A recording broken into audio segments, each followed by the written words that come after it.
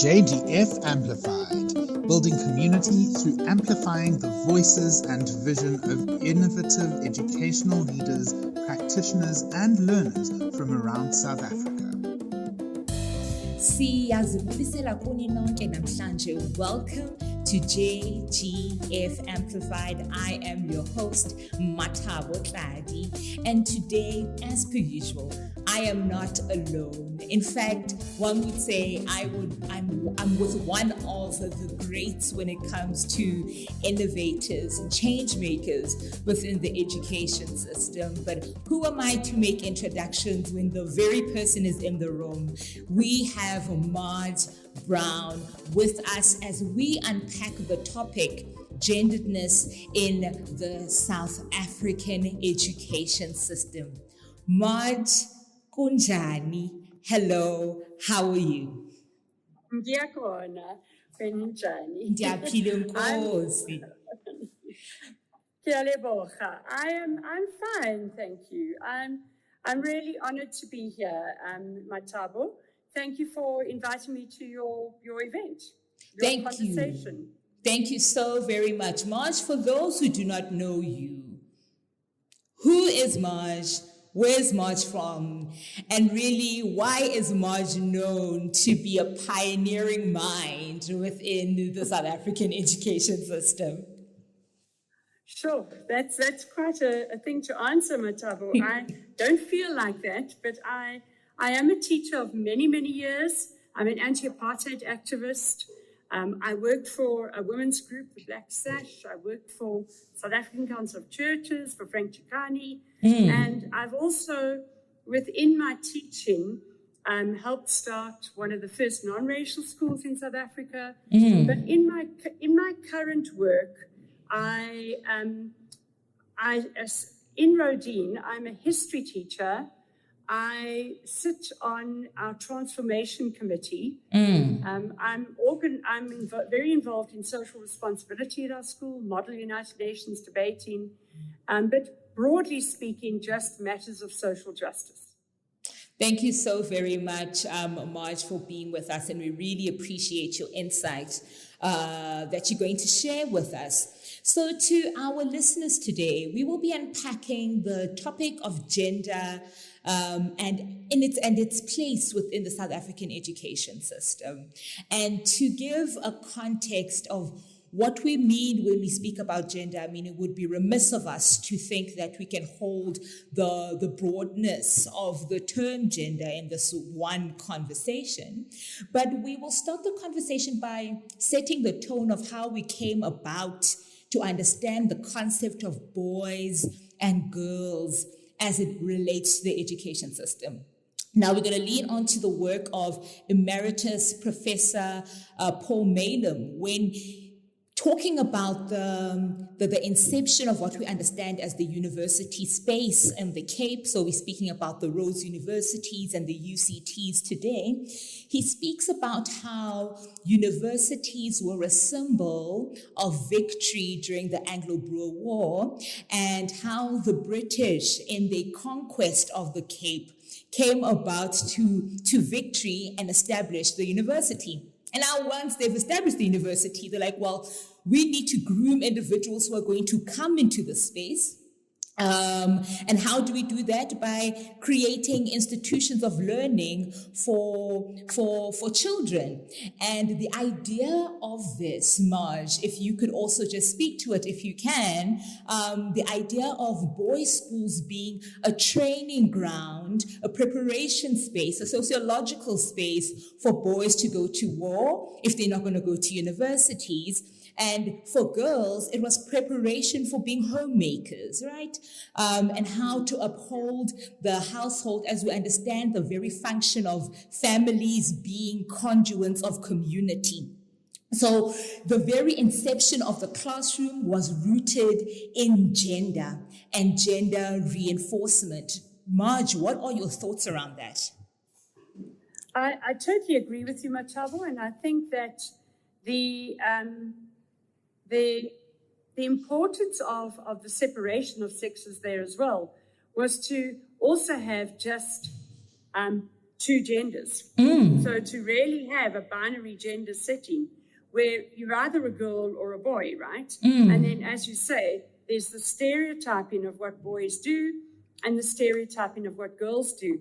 So girls would learn home economics, and the whole curriculum was geared around that.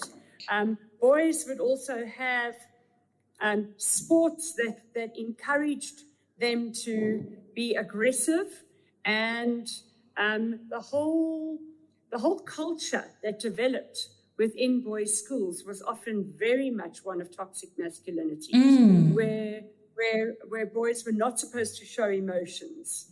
They were supposed to fit into a particular gender stereotype. Yeah.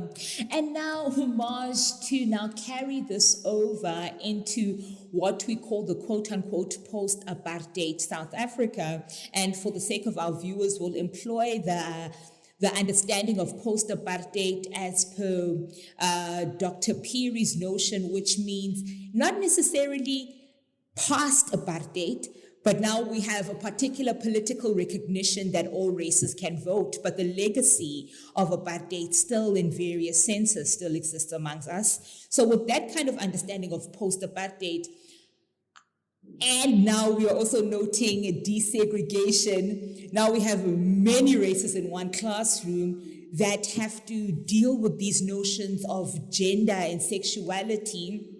Do you think that there was a miss there with us not considering how this affects, the teaching and learning experiences of teachers and learners? I think so. And I think what also is caught up in colonization and in apartheid is the impact of Christianity. Okay. And I really want to stress that as well, because it was a very Calvinist view that really got imposed on Africa and on colonies around the world. And that Calvinist view also led to a very strict form of gendering. So the whole notion of being a boy or being a girl, and let me give an example. So in India, there was a third gender that was recognized before colonialism. Yeah. But with colonialism, the British brought this very strict Calvinist notion of what boys and girls are. And the third gender, the Hijras in India, became a thing of shame. And so I think, and many of my history students have also done investigations into African countries, or African, let's not say countries, because those countries were drawn up by the Berlin Conference and yes. Science. But when communities existed before colonialism, a number of communities were very accepting of a third gender, and people were not shunned. But with the advent of colonialism and the Christian faith, these became looked down on, and gender became binary. So there's so many different levels to the impact of apartheid or colonialism that when we talk about decolonizing, we're not just taking away the notion of racial superiority and white supremacy. We have to look at that intersectionality between race, gender, and sexuality, and any form of hierarchy that or any form of hegemony within society.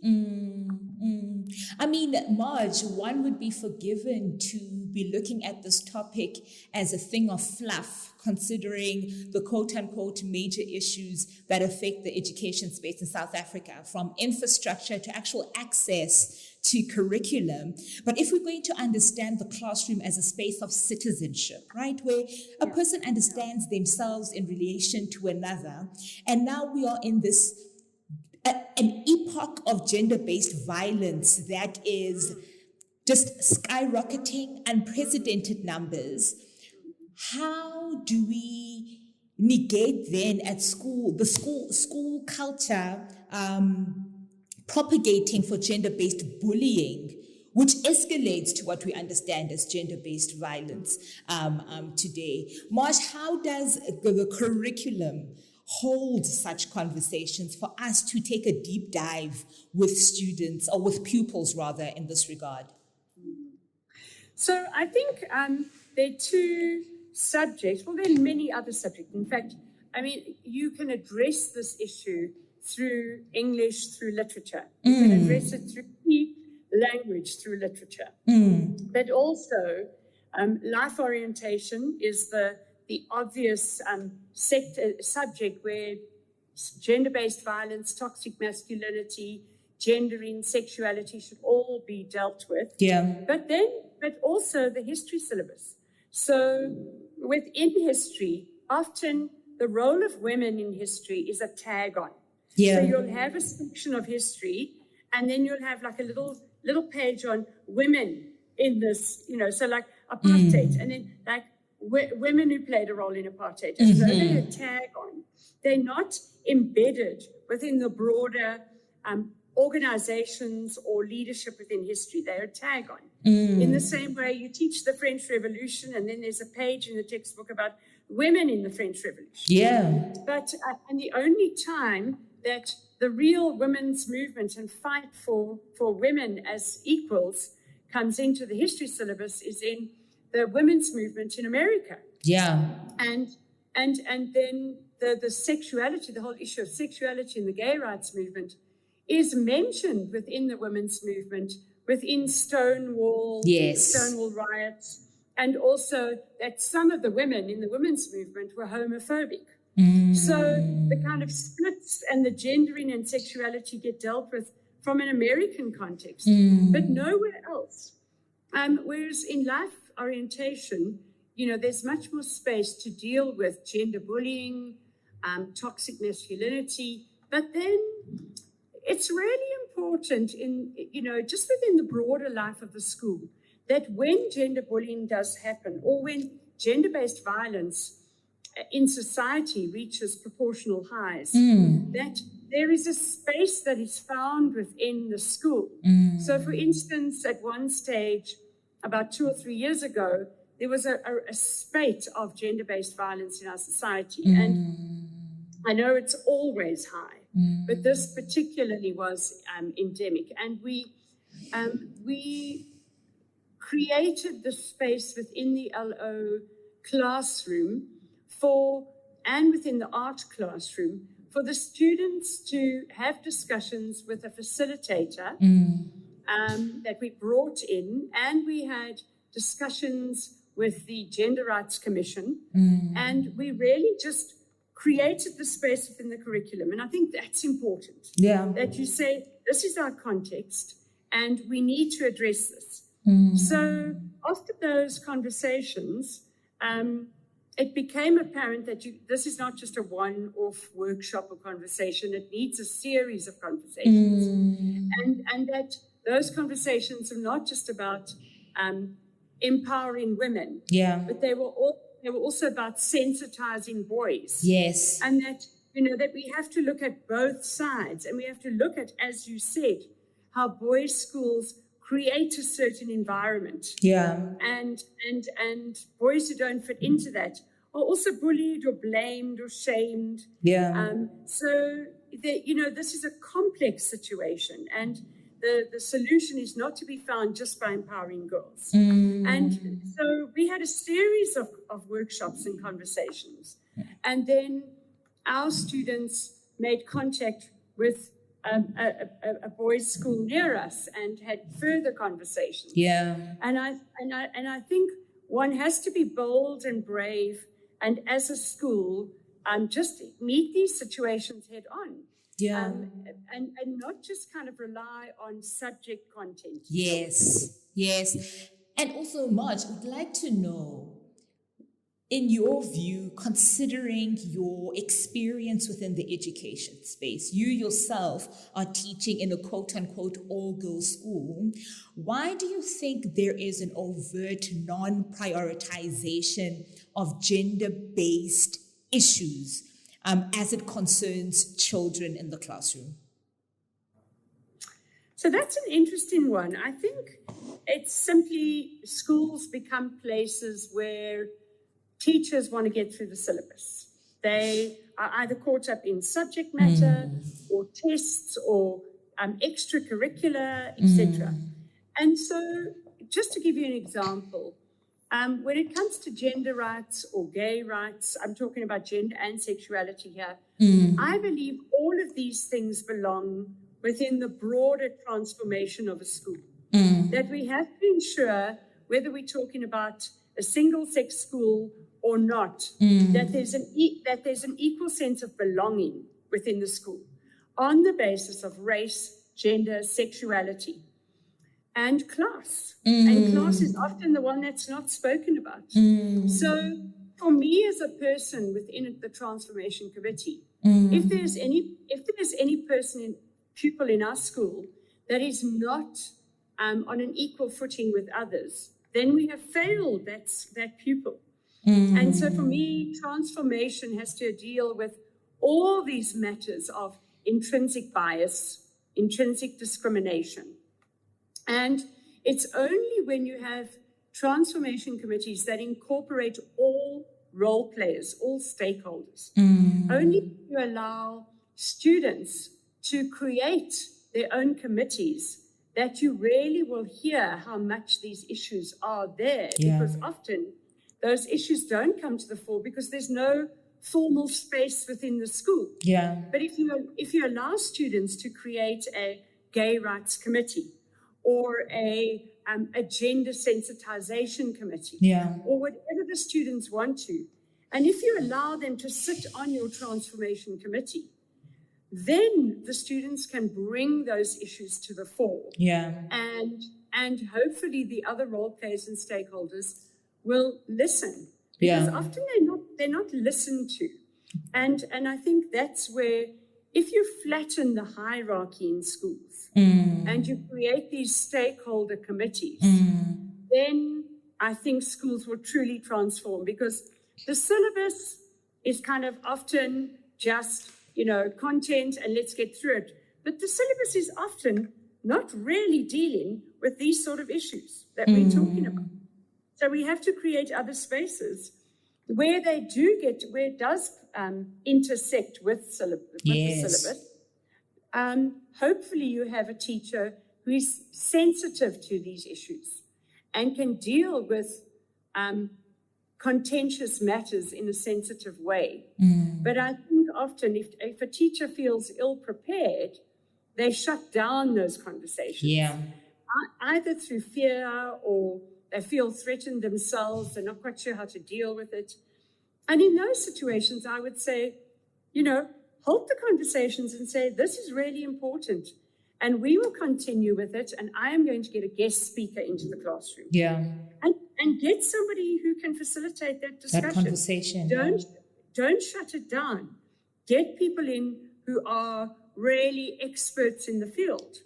And, people like the Gender Rights Commission, we're really glad to be invited in. We've had fantastic facilitators of conversations like that. And a teacher doesn't have to be an expert on everything, because often teachers themselves are products of their environment. And they themselves have not been sensitized or socialized to think progressively. And that doesn't make them bad teachers maybe within their subject. But it means that they can look elsewhere for facilitation of those discussions. And you're speaking to a great deal of willingness of stakeholders in said school, and where now children are finding themselves being taught by people who have an unwillingness to transform, then one would say policy intervenes in such cases. But then you have the national curriculum statement, which says nothing about genderedness and its impact in the classroom, right? And when we look at the teacher training process, Marj, isn't that an opportunity for teachers to get an opportunity to sort of unpack their biases and welcome new ways of thinking, or at the very least, outside of their own kind of empathetic spectrum be held accountable to the idea that, you're not teaching yourself here, you're teaching children who have their own identities. So to be sensitized essentially to the idea of children as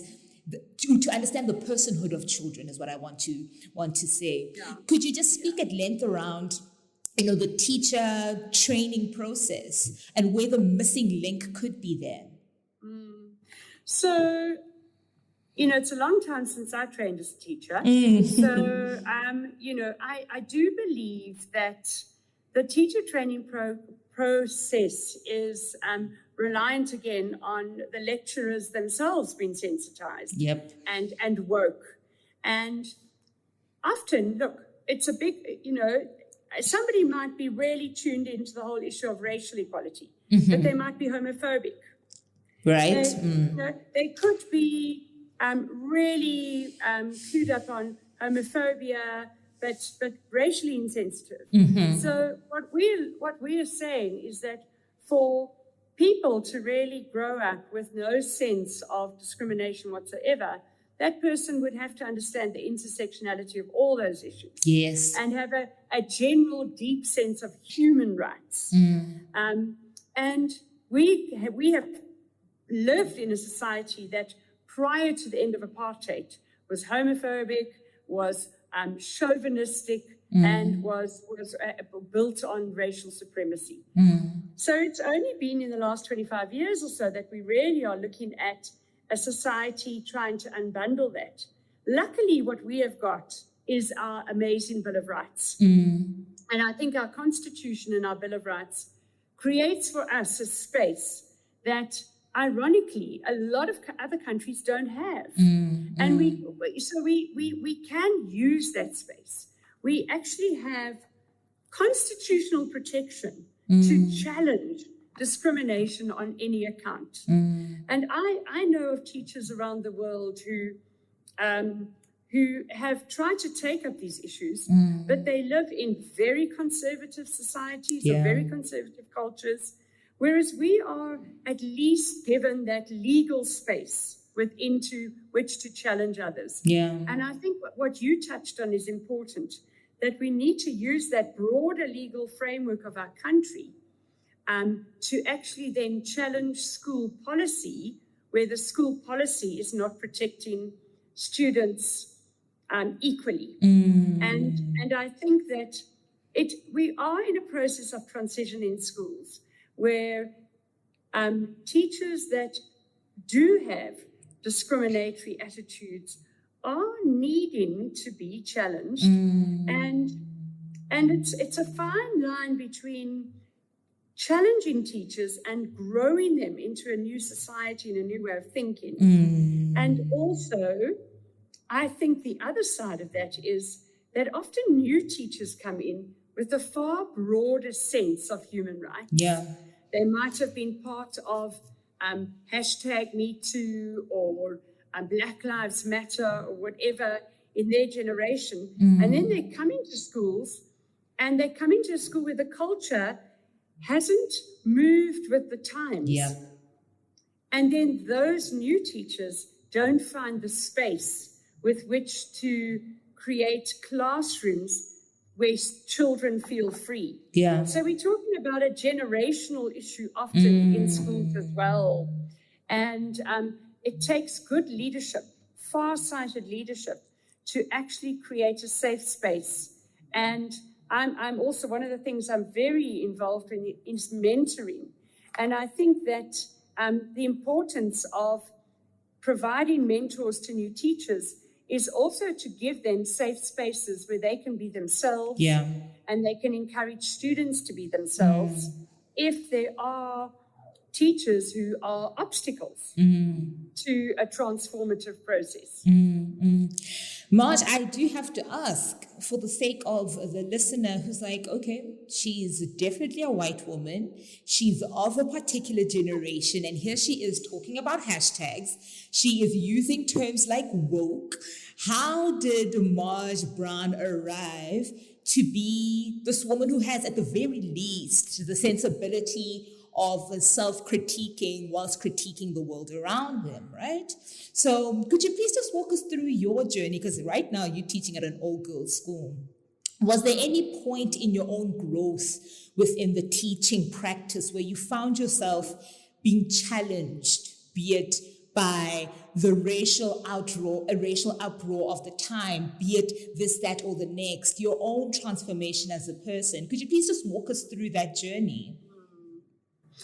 You know, I'm currently 63 and I'm a white woman, but I have lived my life fighting injustice around me. So as I said, I did fight apartheid. I started one of the early non-racial schools in South Africa with 6 other teachers.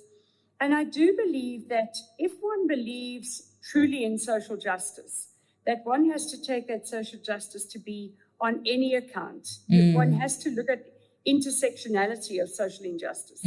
So I was really very privileged to work with extraordinary people in my lifetime. People like Bez Nadir, Frank Chikani, Sheena Duncan, people who had a sense of Ubuntu, of a real sense of humanity and respect for anyone, no matter what their race, gender, or religion.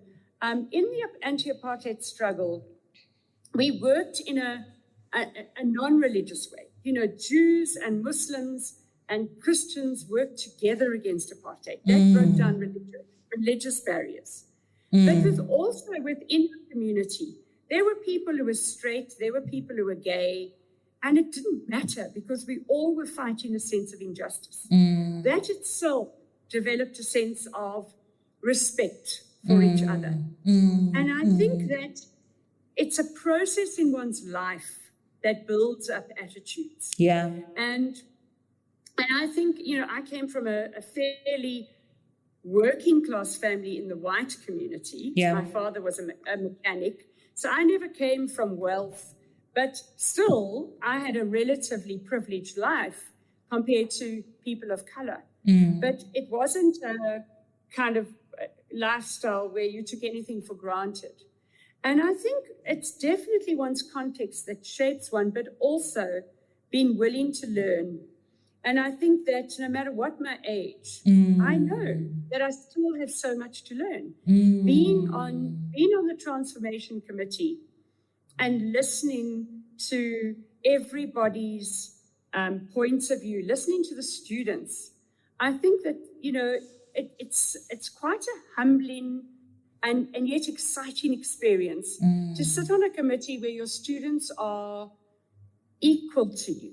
And I really mean that, where you together can look at issues of race or issues of gender and feel as though your students trust you and you trust them. And I think that it boils down to respect. I mean, during the Black Lives Matter protests around the death of George Floyd, I was teaching the civil rights movement. And I took it as an opportunity to say, well, so what did the civil rights movement and the Black Power movement in America achieve? And what didn't they achieve?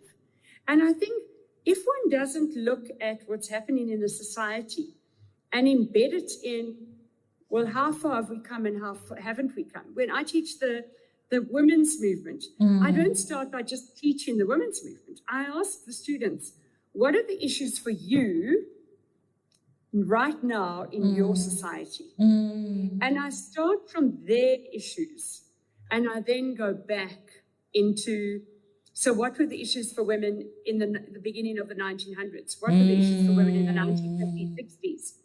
And I think that's it, to make it not just a case of history is history, but okay, so these are your issues. Let's see what the issues were and how different are they? And gender-based violence has always been an issue.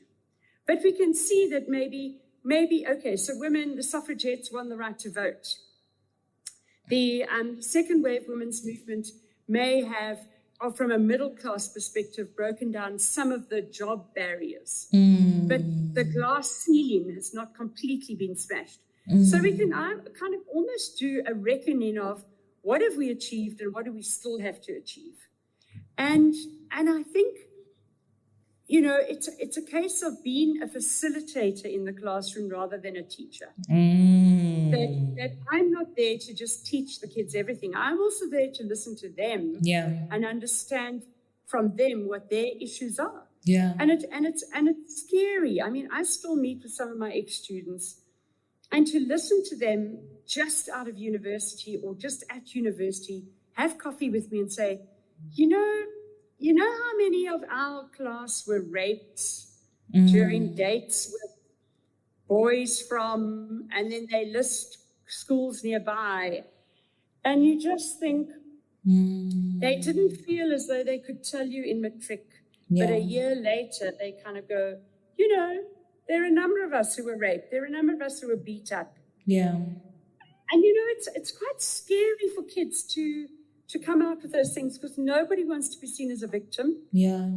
And nobody wants to have that social stigma. And so the challenge is we have to create those safe spaces, those spaces where kids, if they don't feel as though they can come to a teacher straight away, they've got a peer support. Yeah. And that's why I was saying a school must support and allow students to have their own support committees. Yeah. And sometimes they will come to adults, but sometimes they will start with their peers, because there's also just that stigma. There's a lot of stigma attached to all these issues. And also just hearing you speak, Marj, I can't help but feel an overwhelming sense of admiration is not the word, but I'll use it as a placeholder for teachers, because of the kind of,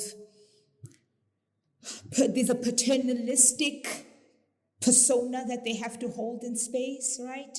Because you're not just dealing with the curriculum that you are trained to teach, but obviously there's the hidden curriculum, that of social justice that you cannot avoid. And the question then beckons, how are then teachers in South Africa supported not only to unpack and unravel possible biases that they have, but when they are able to listen, to be able to have the kind of psychosocial capability of holding space for children? How did you go about finding that kind of strength for yourself? So it's an interesting one. I mean, within my own subject, I'm the president of the South African Society for History Teaching. And our last conference, the topic, the theme was hidden history, and looking at hidden subjects. And I think, it's that. And then I'm part of a European history group called Euroclio, where Euroclio also looks at contested history. And I had this fascinating discussion with a woman in Russia at that stage and a woman in the Middle East. And we were talking about, so what does decolonizing history mean to you? And the context for a woman in the Middle East, as opposed to a woman in Russia and a woman in South Africa, was completely different. So the important thing for me is that as teachers, we carry on learning. Teachers have to be lifelong learners. We have to network. We have to keep up with the times. We have to read widely and be part of a solution. So for me, I'm also part of a fantastic group of women in South Africa called Asina Katula. We cannot keep Atambile Masola. Dr. Atambile Masola. No. And so what we are looking at is who are the women in history that have been silenced and not been brought to the fore? And so I'm the gogo of the group. I mean, a lot of the history teachers in this group are women of color and much younger than me. And some of them are university lecturers and some of them are teachers. And so for me, I get my strength from those networks, from seeking out like-minded people who are strong on social justice. And you can't just take a job as a teacher and feel, right, I've got my degree, I'm now ready for this. You're not. The world changes all the time. And if we are going to facilitate and protect children, we are going to make sure that we're not in the back row. We have to keep up with the times and have empathy for what these kids are facing in their current world. And in order to do that, we have to just be woke ourselves. I mean, what you're talking about now, Marj, it's a lifelong exercise and habit of constantly embedding yourself in community. The only way that teachers can gain strength and the bravery and the insight and the wisdom to do the work that they're supposed to do is by finding like-minded individuals, because you're speaking about your own personal transformation as a white woman in this country, in a country that by and large favors your existence. Of course, we understand sexism and its mechanisms, but for you to be able to be introspective, you had to embed yourself in community. And even when doing that, doing so with a humble attitude of recognizing your privilege and listening. And now now that sense of community even impacting your approach to pedagogy, even affecting your approach to how you are growing as a practitioner, it's all rooted in community. Because as it stands, Marj, there aren't any kind of support systems that are not politicized that are here to support teachers. And we have to be prepared to learn as teachers. So about 3 years ago, I became part, through a Sinakatula, with a group of the white women that are part of that teachers group. And we did a study on the book White Work by Layla Said. And that was just looking at, the whole issue that white people can't rely on black people to have to sensitize them. White people have to do the work. And I think that's the thing, we have to be prepared to educate ourselves about where we are insensitive. And if you feel that you are reacting to any issue, go and sort of do some work on it. Why are you reacting? Where is your unconscious bias? I believe every South African should take the unconscious bias test and kind of see, are you secretly homophobic, even though you don't think you are? Are you ageist? Are you sexist? Are you classist? And I think because we hold these young lives in our hands and we don't know which young life we could actually silence or squash. And in the same way, if we are sensitive, we might just be the lifeline for somebody who is really struggling. And that, to me, is being a true educator. So essentially, taking responsibility and accountability, showing a great deal of agency when you are in community and not burden the people that you're in community with for your own personal transformation. Yeah, thank you so much for that note, Marj. Any words for teachers who may find themselves with the will of wanting to make significant change, but perhaps they are teaching in institutions that are beholden to, imperialistic, colonial ways of being? How would you encourage such teachers to make their classrooms a lifeline for pupils? Sure. I think you can start in your classroom and seek out some like-minded people within your community, within your school, first of all. Hopefully there will be one or two. And then beyond your school, just find people within your community that feel like you do, or ask around. I mean, there are so many little groups that are grappling with these issues that I think it's really important to have support. And I can't stress this enough. I had a friend who was an LO teacher who tried to raise issues of gender sensitivity and sexuality. And she herself was conflicted. And at the point in our school that she did, there was very little support. She had about 2 or 3 people that she could talk to. And eventually she left. And I think, sometimes you will feel as though you are alone and that you have to leave and you have to find a better environment for yourself. So some environments are just toxic. But sometimes just even having 2 or 3 like-minded people can slowly sow the seeds, because the thing is that the kids in every single school matter. And we don't want everybody just to gravitate to like the most progressive school in the country or whatever, because what about the kids that are left behind in those other schools? But also, you know, I think often people think that change comes without struggle.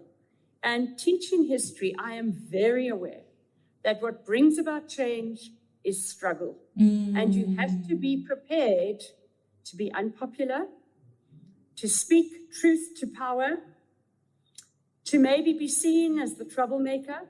And believe me, I've been through all those labels. I believe that.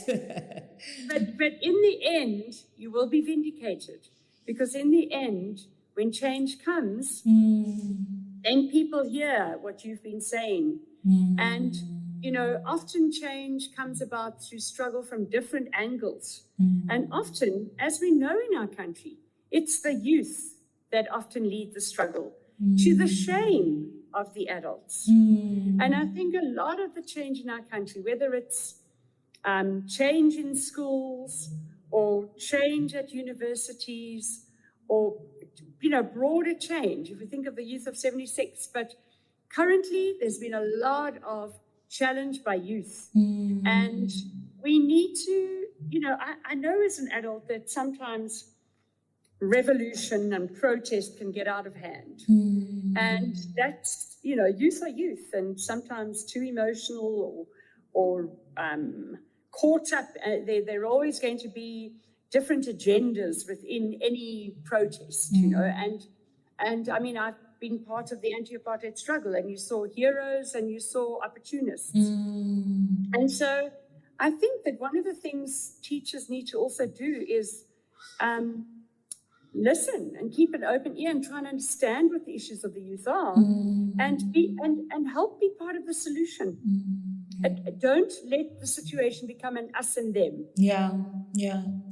Because very quickly it can be a stereotyping of all adults are like this, or all teachers are like this, or the teachers saying all the students are like this. And just be the voice of reason. Be the voice of reason. Don't, in the classroom, get caught up in those stereotypes. So, keep an open mind and speak truth to power. But it's not easy. Yeah, most certainly it's not. And Marj, before we started the show, you mentioned that in your classroom, you teach in a quote-unquote all-girls classroom in a single-sex environment, quote-unquote still.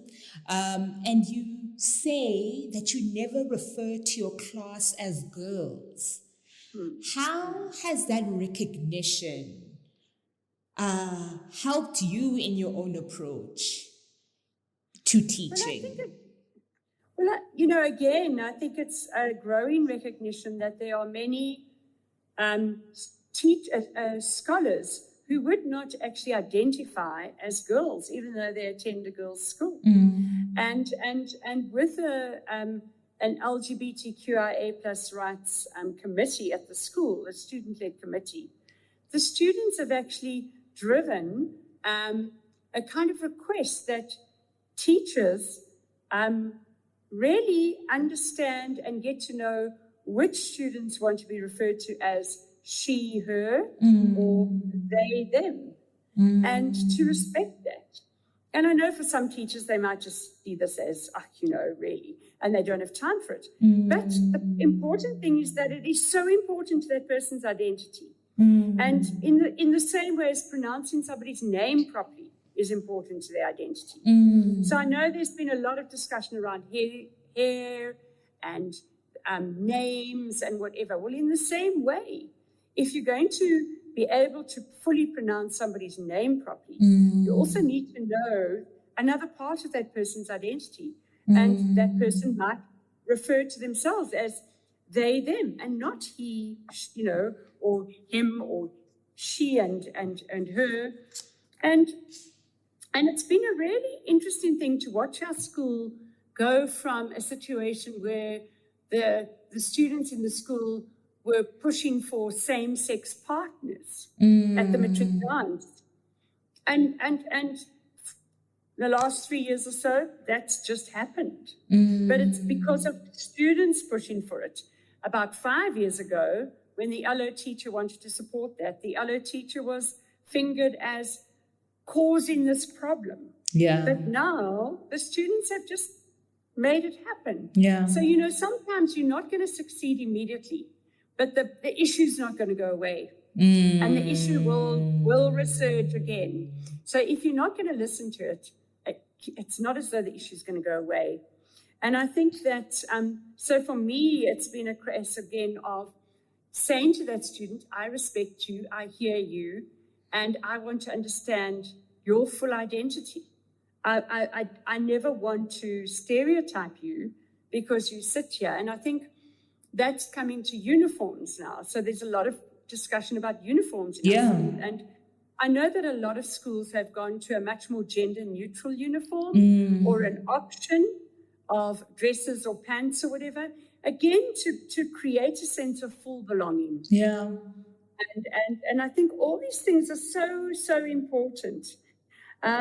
So there are a number of issues, and we are still growing and we are still learning. But for me, you know, it's quite interesting also then not just looking at the issue within our South African society, because sometimes South Africa's behind the issue. And I was talking to a friend of mine in Canada, and she said, you know, the interesting thing there is that most bathrooms at schools are you know, you'll have a female and a male, and then you'll have gender-neutral bathrooms. That's important. And she was saying in Canada, a person who is bisexual or whatever was regarded by the indigenous community not as something strange. In fact, the indigenous people in Canada used to call that person two-spirited, which is such a wonderful way to look at it, you know. So in a way, we need to look at all these issues as something that we need to look at from a positive point of view. And often it's fear or discomfort because of kind of conservative South African upbringing. Yeah. And I'm not afraid to learn. I think it's quite a privilege to be able to kind of feel, gosh, I'm 63 and I've still got so much to learn. But, you know, none of us have got all the answers. Yeah. And also, Marj, what you're talking about now, before we close, is the idea, well, it's a call to conviction to teachers. Who are you teaching and why? And what motivates your teaching? If your teaching is inspired by gender reformation, why is it gender? What's the word that I'm looking for? The stereotyping. Gender stereotyping and just reinforcement. Yes, that's the word. If gender reinforcement goes hand in hand with your pedagogy, why is that? Who benefits from that? And when we look at the long overarching consequence of gender reinforcement as it relates to gender-based violence, where are we going as we understand the classroom as a space of citizenship?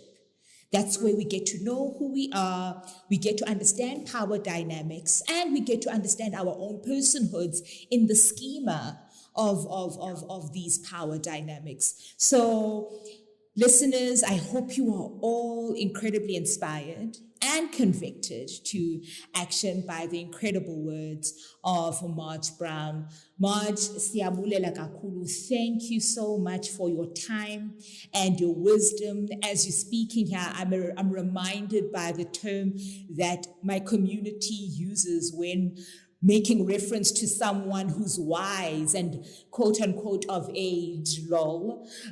We call them inkonde. nenkondekazi. Those are people to follow. Those are people to listen to. Those are people to be in conversation with. Those are people who, when they walk into the room, your demeanor changes because you know that you are in the presence of wisdom. You are in the presence of those who can make reference to the times before whilst contextualizing why we are the way we are in reference to what was. So as JGF Amplified, the Jakes Havel Fellowship community at large, siyabulela, and to all our listeners, the call to community really is one of the bottom lines of this conversation. As a teacher, how do you empower yourself to be in the exercise of what Marj says, constant reflection, of being a constant learner? How do you call yourself to be in the front seat of conversation when listening to children, to scholars speaking about their lived experiences? It's all embedded in community and in the practice of perpetual learning. People, we are your community as well, right? JGF Amplified. That's why we are doing this work, is to connect you, teacher, learner, educational social entrepreneur. Silapa, we're in community together. Follow us on Twitter. It is at JGF Amplified. It is also at JGF Amplified. Tlali, my producer, is in the room. Yes, on Facebook, ne? Yes. I will just go with that. At JGF Fellowship. Tlali just corrected me, good people. Our producer, who's also with us today, it's at JGF Fellowship. The hashtag, though, yes, it's JGF Amplified. Your parting words of wisdom, Marj, to anyone who's not an educator, who doesn't feel like they're necessarily embedded in the education system, but they are dying to make change and affect change, but feel like they're in the periphery.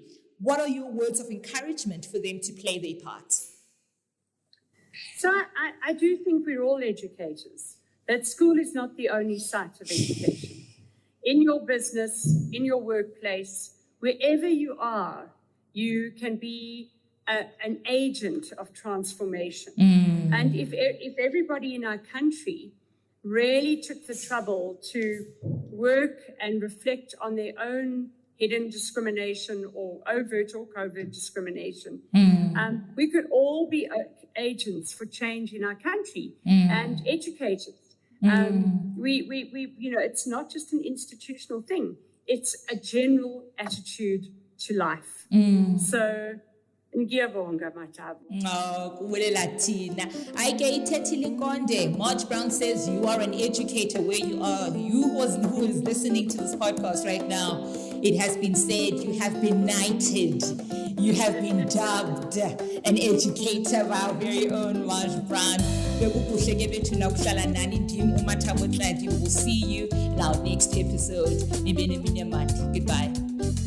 Goodbye.